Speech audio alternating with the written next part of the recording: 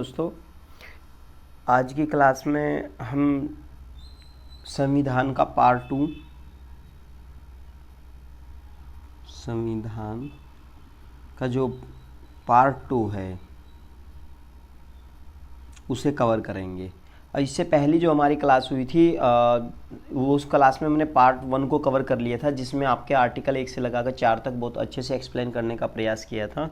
और इस भाग में आपके जो आर्टिकल हैं वे आर्टिकल 5 से 11 तक हम अध्ययन करेंगे और कोशिश करेंगे कि ज़्यादा से ज़्यादा अच्छे से एक्सप्लेन किया जाए और आपको एग्ज़ामों में बहुत ज़्यादा आपकी हेल्प हो। और ये जो भाग है आपका नागरिकता से रिलेटेड है। नागरिकता, सबसे पहले नागरिकता के बारे में समझेंगे, क्या है, किस प्रकार है, क्यों है, ये सब चीज़ों के बारे में अध्ययन करेंगे। और फिर आर्टिकल वाइज की आर्टिकल 5 की महत्वता क्या है और 11 की महत्वता क्या है, यानी 5 से 11 तक की महत्वता को भी बहुत अच्छे समझने का प्रयास करेंगे। दोस्तों देखो, सबसे पहले आपको ध्यान रखना पड़ेगा, जो भारतीय संविधान है, संविधान में नागरिकता को परिभाषित नहीं किया गया है। संविधान में नागरिकता को परिभाषित नहीं किया गया है।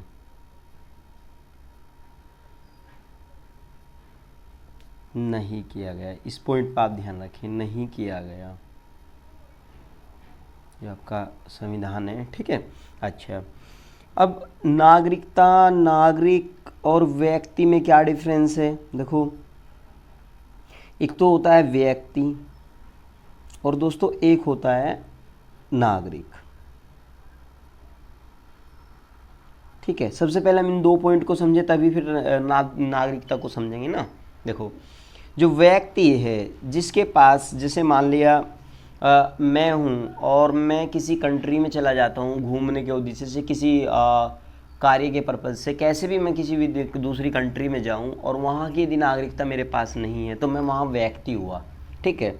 अच्छा, व्यक्ति दो प्रकार के होते हैं, एक तो शत्रु देश का व्यक्ति जो होता है और एक होता है हमारा मित्र देश का व्यक्ति, ठीक है।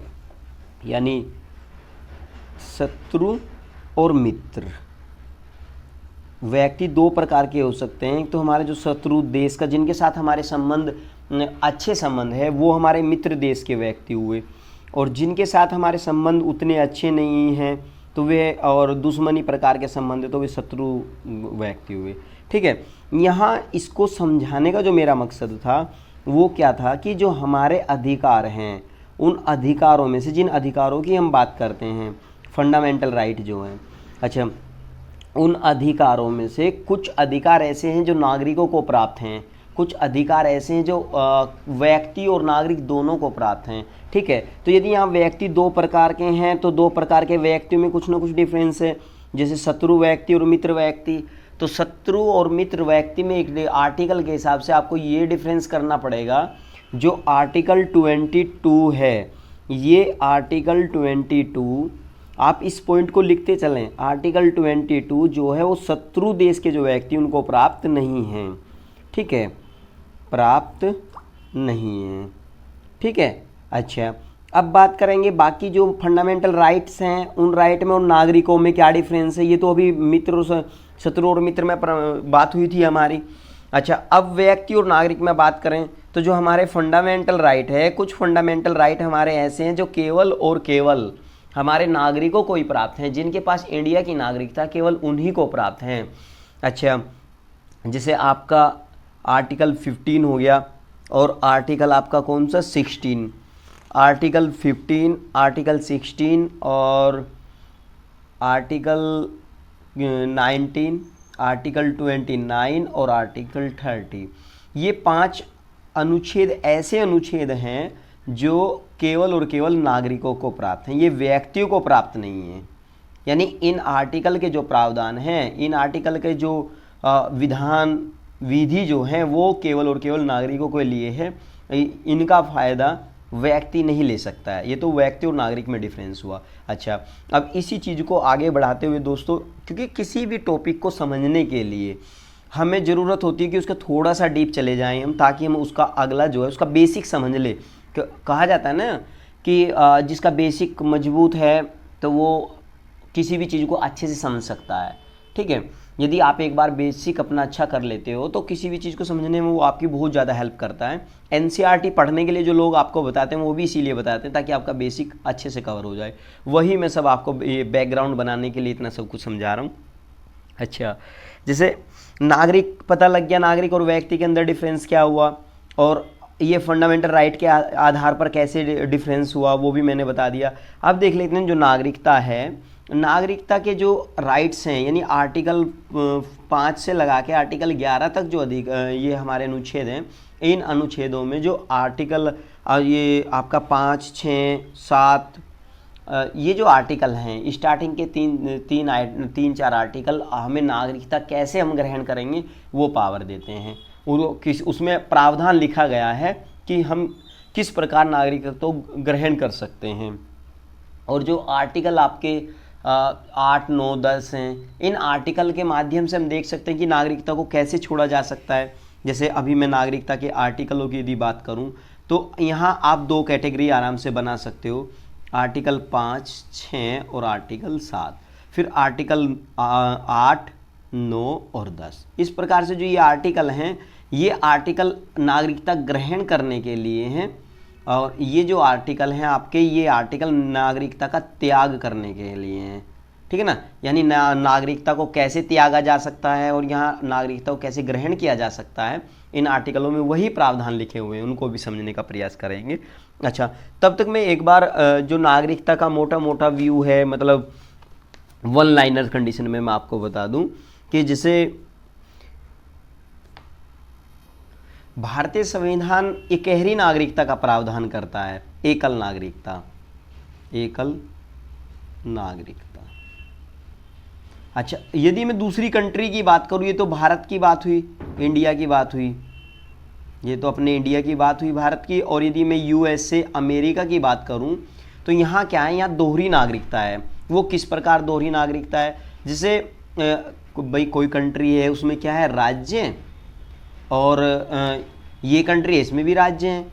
तो अब बात क्या हुई कि इनके पास जो अमेरिका जैसे देश हैं, यहाँ राज्यों की नागरिकता अलग है और उनके केंद्र की जो नागरिकता यानी देश की जो नागरिकता है वो अलग है।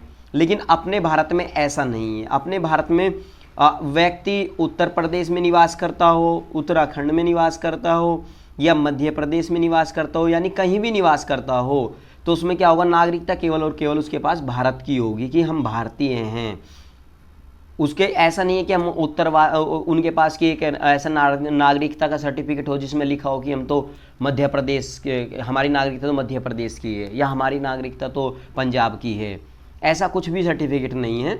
अच्छा, लेकिन अमेरिका में क्या है, अमेरिका में जैसे वंशी गठन है, वासी गठन, भाई हम वहाँ के भी निवासी हैं, कोई और राज्य है वहाँ के भी निवासी हैं और अमेरिका के भी निवासी हैं, इनके पास दोहरी नागरिकता है। ठीक है, लेकिन अपने यहाँ ऐसा नहीं है। कुछ समय पहले तक जम्मू कश्मीर के लिए ये अपवाद था, लेकिन अब 2019 के बाद से, अगस्त 2019 के बाद से ये प्रावधान भी हटा दिया गया है, क्योंकि जम्मू और कश्मीर को आर्टिकल 370 के तहत, आर्टिकल 370 के तहत विशेष राज्य का दर्जा प्राप्त था, विशेष राज्य का दर्जा प्राप्त, ठीक है, था। लेकिन 2019 के बाद से दर्जा इसका हटा दिया गया है और अब ये जो अपवाद के रूप में हम इस पॉइंट को ग्रहण करते थे, अब वो पॉइंट भी नहीं है। यानी अब पूरे भारत की नागरिकता एक है, पूरे भारत, हम कहीं भी हो, किसी के पास कहाँ से इंडियन है, अब कहाँ के सिटीजन है, हम इंडियन भारतीय सिटीजन है। तो ये वाला हमारे पास फंडा, किसी राज्य की नागरिकता हमारे पास नहीं होती है। ये हुआ इकहरी नागरिकता का प्रावधान, एकल नागरिकता। अच्छा, दोहरी नागरिकता मैंने बता दी, जैसे अमेरिका में अमेरिका वासी, अमेरिका तो का तो नागरिक है, लेकिन जो वहाँ राज्य है, 50 राज्य, उन किसी एक राज्य का भी नागरिक वो होता है, तो इस प्रकार वहाँ दोहरी नागरिकता है। ठीक है, इकहरी नागरिकता और दोहरी नागरिकता का डिफरेंस हुआ ये। ठीक है दोस्तों।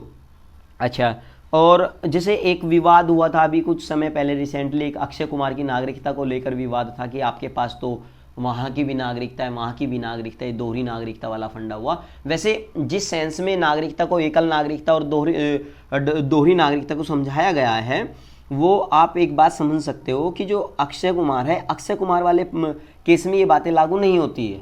यानी इस दोहरी नागरिकता का ये वाला फंडा नहीं है। दोहरी नागरिकता का फंडा क्या है कि आपके पास राज्य की और भारत की इस प्रकार दो नागरिकता नहीं है, इससे इसको एकल नागरिकता बोला गया है।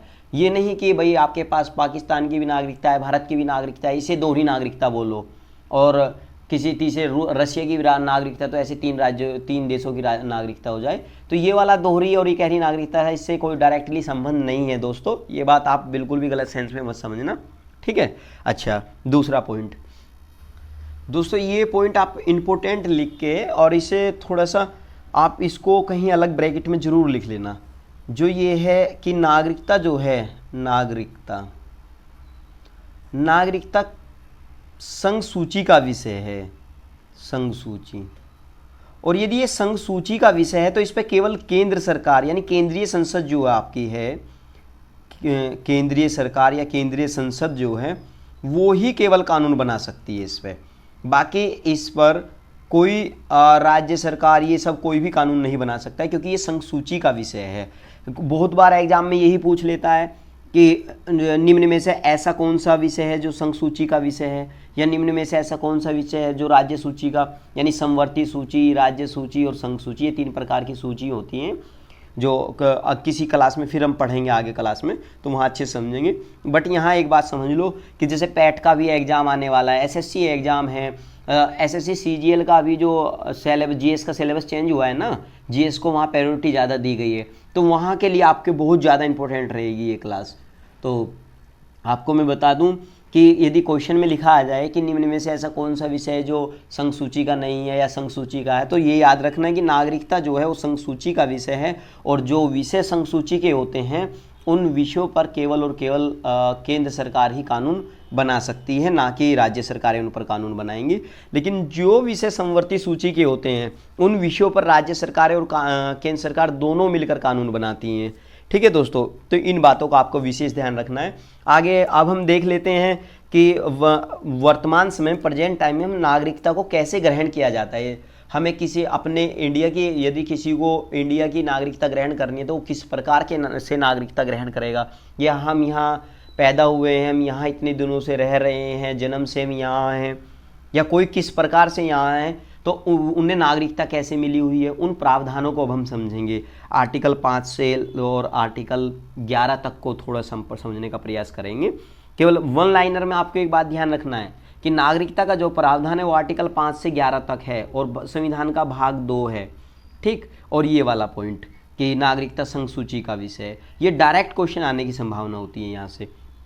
अच्छा, एक तो पहले प्रावधान में हम जन्म के आधार पर नागरिकता को प्राप्त कर सकते हैं। पहला आधार क्या है, जन्म के आधार पर नागरिकता को ग्रहण किया जा सकता है, ठीक है। जन्म के आधार पर कैसे ग्रहण किया जा सकता है, यदि किसी व्यक्ति का जन्म स्वतंत्र भारत में हुआ हो या उसके मम्मी पापा स्वतंत्र भारत में जन्मे हो तो वो भारत का नागरिक होगा, ठीक है।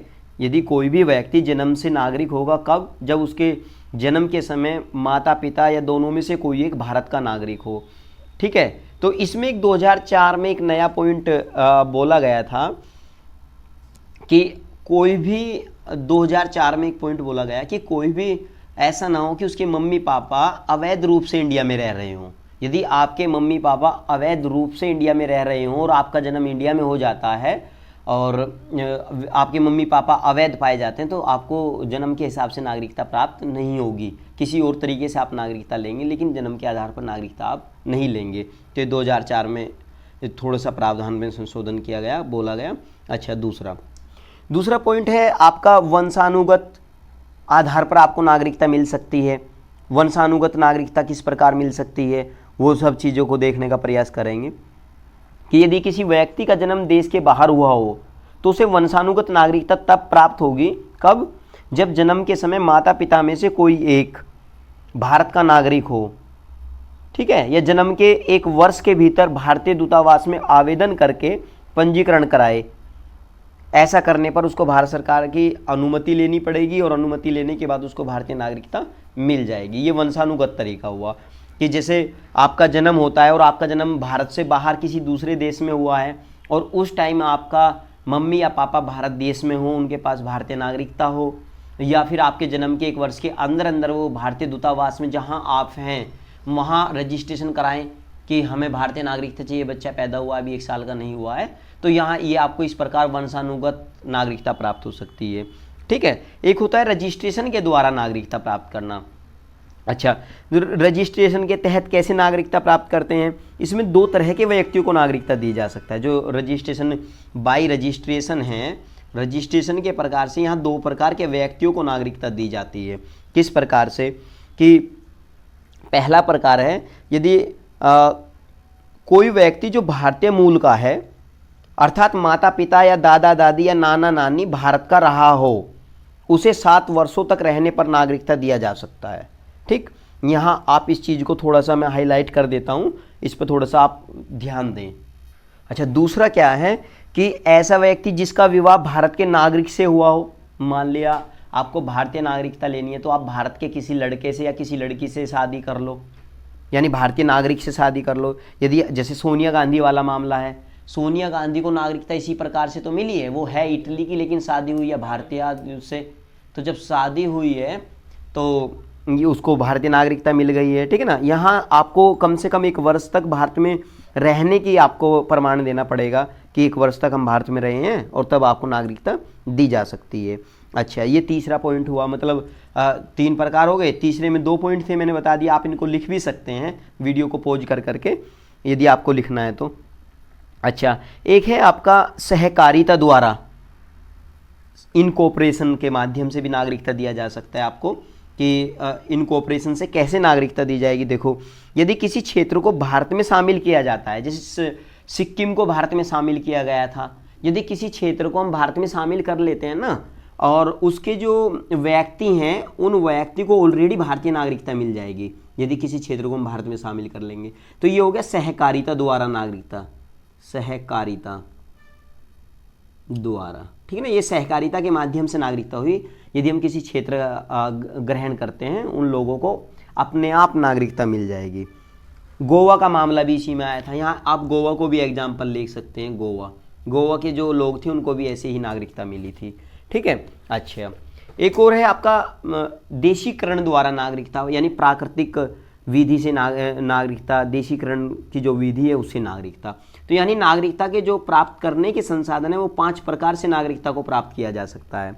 अच्छा, एक नोट लगा के आपको एक पॉइंट को ध्यान रखना है और उसे माइंड में भी रखना है कि जो व्यक्ति दर्शन कला, साहित्य, विश्व शांति या मानव सेवा के क्षेत्र में विशेष कार्य प्राप्त हो, जिनको ये 2-4 क्षेत्र हैं, जैसे दर्शन कला का क्षेत्र हुआ, साहित्य का क्षेत्र हुआ, जैसे अब दर्शन कला, साहित्य और आपका विश्व शांति। ठीक है, और इसी के साथ में आप लिख लेंगे मानव सेवा। इस प्रकार से यदि ऐसे क्षेत्र में आपने एक विशिष्ट योगदान प्राप्त किया है इस प्रकार के क्षेत्र में, तो यहाँ आपको क्या बोलते हैं कि मतलब नागरिकता प्राप्त करने में आपको विशेष छूट दी जाएगी। ठीक है, यानी ऐसे व्यक्तियों को बिना शर्त पूरा किए नागरिक बनाया जा सकता है। केवल संविधान प्राप्ति शपथ लेनी पड़ती है, यानी संविधान प्राप्ति के लिए, इंडिया का संविधान प्राप्त करने के लिए उसे केवल शपथ लेनी पड़ेगी। बाकी बिना शर्त के उसको इन क्षेत्रों में विशेष योगदान देने पर इंडियन नागरिकता दी जा सकती है। इसके अलावा नागरिकता समाप्त करने के भी प्रावधान है। नागरिकता को समाप्त भी, ऐसा थोड़ी है कि नागरिकता ग्रहण कर लेंगे और नागरिकता नहीं छीनी जा सकती है। इंडिया की नागरिकता को छीना भी जा सकता है यदि आप विधि के सम्मत कार्य नहीं करोगे, विधि की आलोचना करोगे, इंडिया की जो फंडामेंटल ड्यूटीज हैं उनका पालन नहीं करोगे, यानी संविधान के आप विरुद्ध चलोगे, तो आपकी नागरिकता को भी छीना जा सकता है। आप अपनी मर्जी से भी अपनी नागरिकता को त्याग सकते हैं। ठीक है, यानी आप यदि अपनी मर्जी से नागरिकता छोड़ते हो, लेकिन उस कंडीशन में आपके जो मूल अधिकार हैं, मूल अधिकारों का त्याग नहीं किया जा सकता है। नागरिकता को आप छोड़ सकते हो लेकिन मूल अधिकारों का त्याग नहीं किया जा सकता है स्वेच्छा से, अपनी मर्जी से। अच्छा, यदि आपने किसी अन्य देश की नागरिकता स्वीकार कर ली है तो भी आपको भारत की नागरिकता छोड़ी जा सकती है। समझ गए ना। यदि आपने किसी सत्य को छुपाकर नागरिकता ग्रहण कर ली, यानी कोई गलत तरीके से नागरिकता ग्रहण की है, तब आपकी नागरिकता को निरस्त किया जा सकता है। तो ये नागरिकता से रिलेटेड कुछ मोस्टली प्रावधान थे जो मैंने आपको समझाए दोस्तों। बाकी कुछ और आप भी गूगल करके पढ़ेंगे, जैसे आप किसी विशेष परीक्षा की तैयारी करते हैं, यूपीएससी जैसे एग्जाम की यदि आप तैयारी करते हैं तो उन एग्जामों के लिए आपको एक्स्ट्रा पढ़ना होता है, एक्स्ट्रा गूगल करना पड़ता है, इधर उधर से कंटेंट की नीड होती है आपको, तो इसलिए आपको थोड़ा गूगल पर भी मेहनत करनी चाहिए। और जैसे ये टॉपिक हमने कवर करा दिया है, इससे रिलेटेड आपको 1-2 पॉइंट और कहीं मिल जाता है तो उसको ऐड कर लिया करते हैं अपने नोट्स में। दोस्तों आज के लिए इतना ही है, बाकी मिलते हैं अगली वीडियो में।